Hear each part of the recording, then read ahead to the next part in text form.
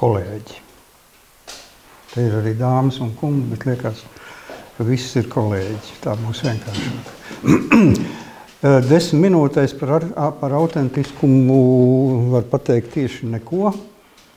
Tāpēc es izvēlējos tādu ļoti, varbūt ne gluži vulgāru, bet tādu ļoti draudzīgu un biedrisku sarunas līmeni, lai parādītu to, cik ļoti daudzveidīgs ir autentiskums. Un to, ka patiesībā mēs tā līdz galam īsti nezinām, kas ir autentiskums. Tur jau var noformulēt, kas ir autentiskums. Es te izdrukāju vienu savu tekstu, kurš pirms kādu laiku bija uzrakstījis. Autentiskums ir domāšanas un darbība veids mūsdienu arhitektūrā, kas ļauj būvmākslas mantojumu saglabāt ar plašāku pētījumu, emocionālāku un kvalitatīvāku. Autentiskums ir mūsdienu būvmākslas kvalitāte, kas rada mantotās arhitektūras patērētājos pārliecību par paveiktu. Patiesībā augsta līmeņa autentiskums ir individuāli, unikāli, vajag interesanti, vai ne? Bet es pieļauju, ka visi tie formulējumi, ko mēs mokoši radām pie savos datoros, no kā pašiem datoriem ļoti bieži, man liekas, ir nāvējoši garlaicīgi. Viņi cilvēkiem, kas lieto autentiskumu kā autentiskuma izpratnes formas, kā darba instrumentu, lai nopamatotu, ko tu darīsi reāli praksē, pārējiem ir diezgan liels problēmas. Jo kamēr tu nonāc līdz tam, kur sākās autentiskums, vispār priekš kam viņš ir vajadzīgs, un kā viņu dabūt gatavu, un ko teiks citi, tad ir jāstrādā praksē. Tev ir jāsaprot, kur tu ieraugi to autentiskumu neskartā vietā, kā tu viņu spēji saglabāšanas procesā, saglabāt, transformēt, pārveidot, un vai to sapratīs citi cilvēki kā tādi. Brīžiem man liekas, ka jēdziens autentiskums faktiski ir radies kā papildinājums jēdzienam restaurācija. Jo restaurācija faktiski manā izpratnē ir vienkāršāks domāšanas ceļš, jo viņš ir saprotamāks.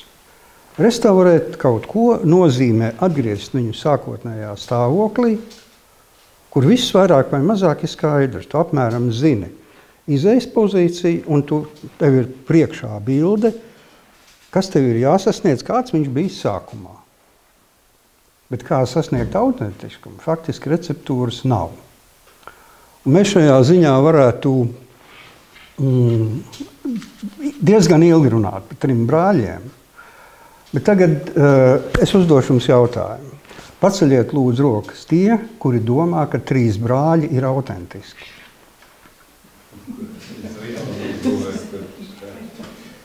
Aļo. Neviens nedomā. Bet es domāju, ka jā. Jo šeit mēs nonākam dilemmā starp to, kas ir oriģinalitāte un kas ir autentiskums. Un autentiskums ir patiesības izjūta. Un šeit tiek vesti turisti, un viņiem tiek rādīti 3 brāļi, kā īsts viduslaiku Rīgas patiesības iemiesojums. Un viņiem nav iemesli tam neticēt, jo viņi te patiešām jūtās tā kā nekur citur. Un īsti, ko rādīt citu par šiem laikiem Rīgā, faktiski diezgan švaki ir tām lietām. Un, protams, mēs zinām ļoti labi par to, kādi bija 3 brāļi Broces laikā, mēs zinām, kādi viņi bija pirms 2. pasaules kara, kas no viņiem ir iznācis, un to, ka tas autentiskums šajā telpā sastāv no tā, ka tajā sienā tikai mūra sēde ir īsta. Griestos es esmu pārliecināts, ka tad, kad sākās darbi, viņi bija balsināti, un par tiem dēļiem augšējais arī bija šaubos, un tur neviens dēls nav oriģināls, te ir apmēram 40% no sijām fragmentāri ir oriģināli. Šitas ir uzmūrēts laikam pa lielam no jauna. Kāpnēm oriģināls ir tas apakšējais profils, kas tur ir. Vispārējais jauns un tā tālāk un tā joprojām. Pagraba velves ir jaunas. Bet viņu izveidoja tā, kā tajā laikā autori sajuta, kā tam ir jābūt. Un tā bija tāda intuitīvā autentiskuma izpratne, un gala rezultātā viņi radīja produktu, kuru lielākā daļa sabiedrības uztver kā autentisku, kā patiesību. Un faktiski tā ir tāda, zinām, autentiskuma adaptācija, kad cilvēki intuitīvi citu ēku autentiskumu salīdzina un vērtē pēc šīs ēkas autentiskumu. Un tur neko nevar darīt. Tāda ir objektīvā realitāte, jo viņiem jau neviens ikdienā nestāst par šīs ēkas autentiskumu. Un tie ir tie kritēriji, pēc kuriem sabiedrība virzās uz priekšu. Divas bildes, viena un tā pati telpa. Vienā bildē autentiskums ir, otrā bildē autentiskuma nav. Tā ir viena no autentiskuma uztveres veidiem. Tie ir visi šie maņu orgāni, ar kuriem mēs varam vai nu pastiprināt autentiskumu sajūtas, un tieši sajūtas ir autentiskuma tā lielākā vērtība, kuras mūsos rada nevis tehnisku izpratni par lietu, bet intuitīvu un sajūtu līmenī iekšā notiekošas procesas, kas mums ļauj izbaudīt to autentiskumu un arī pašu ēku. Tas nozīmē, ka, ja tu neieslēdzi maņu orgānus, tad tādā gadījumā tu ļoti daudz ko var palaist garām. Un ja tu nepareizi nofotografēsi, tad tas izvēlēsies nepareizos eksponēšanas, tātad parādīšanas rakursus, tu vari visautentiskāko lietu vienkārši palaist garām. Viņas nebūs. Tu nespēsi viņas ieraudzīt. Gan verbālā ziņā, gan arī vizuālā ziņā. Ikonas. Šajā gadījumā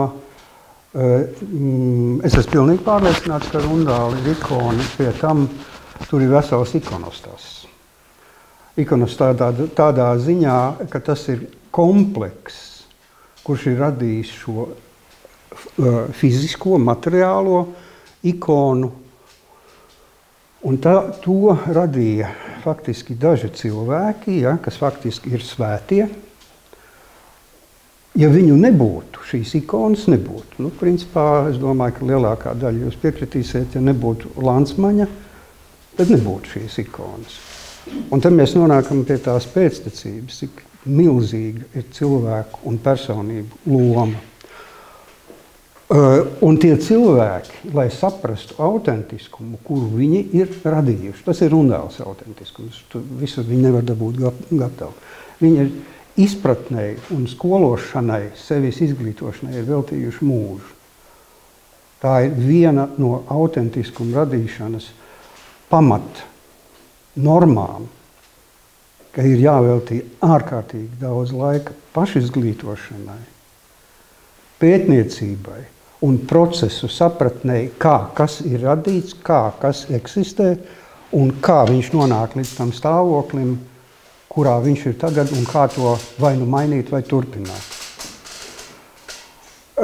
Šie paši pētniecības ceļi un ceļš no izpētes cauri procesiem līdz gatavam produktam ir radījuši izcilības. Es pats uzskatu, ka Jēkaba baznīcas fasādes ir viens no izcilākajiem Latvijas kultūras mantojuma, būvmākslas mantojuma saglabāšanas šedevriem, jo daudz cilvēki ir uzdevuši jautājumu, bet kur tā nauda ir iegrūsta? Tu taču iegrūdi iekšā miljonus, un viņi neko nav izdarījuši. Tas ir augstākais paradoksa novērtējums, bet tas ir augstākais novērtējums autentiskumam. Tur neviens kvadrātcentimetrs nav atstāts bez otas kalta ķīmijas, domāšanas un ieguldījumiem. Un tas rezultāts ir vienkārši izcils. Gribētu pievērst uzmanību, ka to taisīja kolēģi, kas tepatās netālu strādā, AIG. Un viņu īpatnība ir tā, ka viņi sāk ar izpēti tajā savā uzņēmumā. Izdzen cauri cilvēkus cauri izpētei, un pēc tam piesaist viņus projektēšanai un autoru uzraudzībai.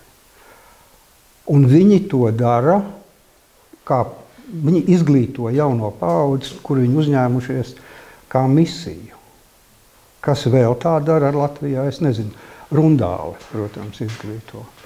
Man liekas, ka valstī vajadzētu tomēr domāt par to, ka šī sistēma, nevis sistēma, bet tā misija faktiski viņi ir ļoti nopietni jāatbalsta. Jo Tehniskā universitāte to nespēja. Viņi spēja sagatavot, varētu teikt, pašus pamatīgus. Bet speciālists, kurš spēja radīt autentiskumu, viņš būs pēc tam vēl pēc gadiem 15. Es garantēju, ātrāk nebūs. Tad ir jābūt ģeniālai personībai, kur patiešām tver lidojumā. Un, teiksim, viens no pēdējo gadu izcilākajiem autentiskuma šedevriem, kur patiešām var garšot, izgaršot un baudīt, tā ir Hojeras viesnīca. Tā arī ir tā pati arhitektoniskās izpētes grupas skola, kuru sāk ar pašiem pamatiem. Autentiskumu nevar, ja ir ļoti grūti saprast, ja tu nezinu, kā viņu atrod, kā viņu ieraug, kā viņu nolasa, saskata un formulē. Jo, ja tas komplekss tam visam neiziet cauri, un pēc tam vēl nāk klāt gadi, kad tu saproti tehnoloģijas, kādā veidā no papīra, no rasējuma, no formulējuma, cauri tehnoloģiskajiem procesiem, cauri pieredzi, kā kura ķīmija darbojās, kā kura krāsa stāvēs pēc kaut kādiem gadiem, kurš koks darbojās kāpēc vecie meistari darīja tā, un kāpēc mēs šodien varam lietot. Tā ir milzīga vērtība. Šajā gadījumā liesma, viņa ir unikāla personība ar savu pieredzi, kuru vajadzētu vairāk izmantot izglītošanai. Šādas skolas, kur autentiskums bija, bet viņi vairāk nav, tas ir Slutišķos. Pa kreisi ir ēka, kāda viņi bija, un pa labi ir rezultāts, kādu viņu uztaisīja. Cilvēks, kurš agrāk ar to īsti nodarbojies, nebija, un viņam nebija vai nu jaudas pretoties spiedienam no vietējo varas iestāžu puses, bet principā pilnīgi bezjēdzīga ēka tika faktiski nojaukt, un tā vietā uzbūvēta jauna. Tur autentiskums būs pēc gadiem 20, 25. Tā māja atkal izskatīsies veca, bet mēs būsim zaudējuši oriģinālu. Viss Brīvdabas muzejs pa lielam. Ne, es atvainojos, ne viss. Tur daudz kas ir uzbūvēts. No jauna, un arī Brīvdabas muzejā ir pietiekoši daudz apgrēcības, bet koks ir dabisks materiāls, viņš noveco, un gan jau būs labi, bet mēs ejam uz priekšu. Un šajā gadījumā Slutišķi 2, pa kreisi kādi viņi bija, pa labi kāda tāpat ēka ir tagad, mēs esam spēruši milzīgu soli uz priekšu. Un autentiskuma izpratne, spēja radīt autentiskumu mūsos ir augusi caur kvalitatīvu pētniecības procesu un spēju sadarboties pētniekam ar projektētāju un būvnieku, kuri arī tiek izglītoti caur to, ka viņiem ir pieejama pētniecības dokumenti un kvalitatīva projektēšanas dokumentācija. Vēl viens ļoti īpatnējs autentiskuma aspekts ir šis te, nezinu, kā viņu nosaukt, tas autentiskuma līmenis un izpratni, kas rodas cilvēkos, kā intuitīvs, kā sadzīvs autentiskums, iespējams kā pretstats eiro remonta sterilitātei un arī ļoti bieži daudz kur redzamajai tieši tādai arhitektūras minimālismam, arhitektūras sterilitātei. Tas ir tas, kā cilvēki bieži vien pat bez arhitekta klātbūtnes interpretē savas mājas, ievērojot pašu galveno mūsu darbības principu. Neiznīcini, saglabā. Kādā veidā tas notiek? Un šobrīd ir pāris, vairāki žurnāli, kur jūs varat šķirstīt un redzēt milzīgu paleti, kā cilvēki saprot šo autentiskumu, kā viņi viņu jūt. Tas nozīmē, ka faktiski autentiskums mūsu sabiedrībā jau veidojās kā zināma identitātes daļa, kā mentalitātes, domāšanas veida daļa, jo cilvēki lasa šo informāciju, Instagrams, Facebooks un tā tālāk. Tas viss darbojās, kā agrāk nebija.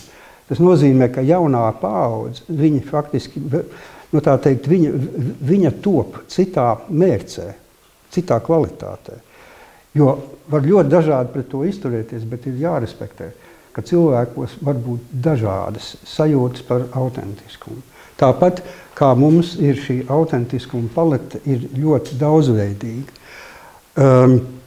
Var patikt, var nepatikt tas, kādā veidā tika pārveidotas Dobeles pilsdrupas.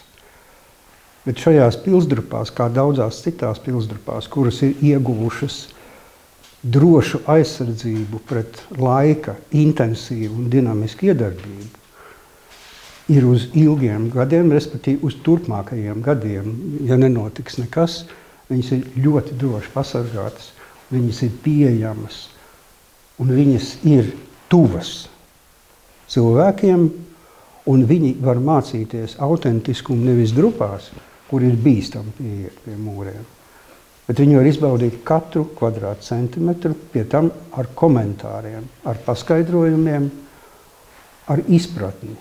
Un tas ir arī tāds ceļš, kādā veidā mēs vairojam autentiskuma un arī oriģināla sajūtas mūsu līdzcilvēkos.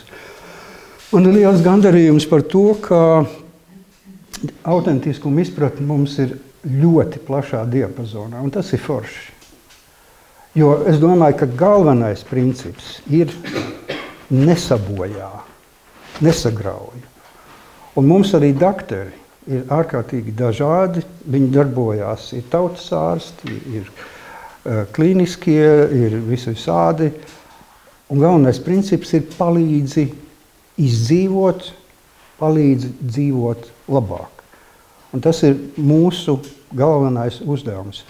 Palīdzēt cilvēkiem dzīvot labāk un vērtīgāk, nevis pareizāk. Jo pareizība ir strupceļš. Un es baidos, es piekrītu tam, ko Juris teica. Man šī birokratizācija un papīra kalni, man viņi biedē. Jo aizvien vairāk ir sajūta tāda, ka ar to nodarbojās juridiskā līmenī. Bet koleģiāla dialoga līmenī kļūst sazināties aizvien problemātiskāk. Un viens no jautājumiem ir prakses un pieredzes apmaiņa. Kādā veidā šādā situācijā, piemēram, kā izvēlēties autentiskumu ceļu? Ko darīt šajā gadījumā? Kas būs tas autentiskums? Ja, Daugavpils cietoksnī sākumā viņš ir bijis uzbūvēts kā neapmests, pēc tam viņš ir bijis krāsots. Pēc tam viņš ir bijis nevis krāsots, bet pārvilkts ar javu, un pēc tam viņš bijis ir apmests un pēc tam pamests un laika gaitā palicis par tādu. Un īpatnība ir tāda, ka atkarībā no tā, kurš autors ar to strādās, būs atkarīgs arī rezultāts. Respektīvi vienādu autentiskumu dažādi autori nevar dabūt gatavu. Nekādīgi. Un tas vēlreiz nozīmē šo autentiskuma un arī vispār būvmākslas mantojuma saglabāšanas īpatnību, ka nav gatavas standarta receptes, bet ir jābūt spējīgiem institūcijām, kuras nodarbojās ar, teiksim tā, aizsardzības un saglabāšanas organizatorisko pusi, nodefinēt uzdevumu virzienu, pēc tam diezgan precīzi, lai pēc tam ir skaidrs, ko prasīt. Un kā jūs redzat, vienai un tai pašai ēkai pa labi ir autentiski saglabāts no tā, kas bija palicis pāri, pa kreisi ir restaurācijas process, rezultātā iegūta ēka, kāda, gandrīz kāda viņa bija. Un tad tas ir jautājums, kāpēc viena puse ir tāda, otra tāda. Es nevelti minu šo te Jānus, tas ir sākums un gals, un katrai lietai ir divas sejas, katrai medaļai ir divas puses. Šeit klāt vēl nāk Daugavpils cietokšņa arī šis te kultūras mantojuma saglabāšanas politiskais aspekts, ka ja mēs restaurējam impērijas laika slavas liecības, mēs it kā restaurējam faktiski arī, mēs piedalāmies šīs slavas saglabāšanā, kur patiesībā nav nemaz tik slavena. Tas ir vēl viens arī autentiskuma aspekts. Un tāpēc labāk varbūt ir ļoti uzmanīgi izturēties pret restaurāciju. Es nerunāju par glezniecību, es nerunāju par šīm lietām, bet ja mēs runājam par būvmākslu, labāk tā nekā restaurēt. Jo te ir vienmēr vēl ceļš strādāt tālāk uz priekšu. Tad, kad jūs uztaisiet restaurāciju, tad ir finita la komēdija. Jūs esat pateikuši visu, ko jūs esat gribējuši pateikt, bet vai tā ir patiesība? To tā nemaz uzreiz pateikt nevar. Un te ir tas skarbais vai brutālais autentiskums. Tas ir autentiskums ar tādu patiesības līmeni, kuru var tikai vispār apskaust. Tur nekas nav sačakarēts. Tur viss ir patiess. Un vienmēr varēs izdarīt, un ir labi, ka šī niša, kuras agrāk vispār nebija, ja tam šī niša izlīda būtībā no trūkuma, no nabadzības, no tā, ka nav naudas, bet objekts vajag apgūt. Un viņa nāca, tā teikt, no tautas masām, man liekas, viņa ir fantastiski. Viņa patīk daļai sabiedrības. Un ir ļoti labi, ka tāda daļa ir, ka ir pieprasījums, jo tas dod iespēju ar minimāliem līdzekļiem saglabāt to, kas tūlīt sabruks. Šitā te Vēsmaņmuiža, tad Uģim Prauliņam, kas pieder Ērmaņmuiža, ja? Tur ir viss tas pats kolosāli. Tas ir brīnišķīgi, tas ir ļoti labi. Un, protams, šis ir vēl viens piedāvājums, tā ir Rīgas pils dienvidu fasāde, kur tagad ir interpretēta šādā veidā. Jā, tā ir interpretācija, tā ir variācija par tēmu, bet šajā gadījumā šī fasāde vienīgā rada priekšstatu par to, kāda pils fasāde bija 16. gadsimta sākumā. Neviena cita vieta tādu vietu nešūpo galvu. Rada priekšstatu, nevis rāda oriģinālu. Iestur, tās ir dažādas lietas. Neskaties uz viņām, pieliec pirkstu.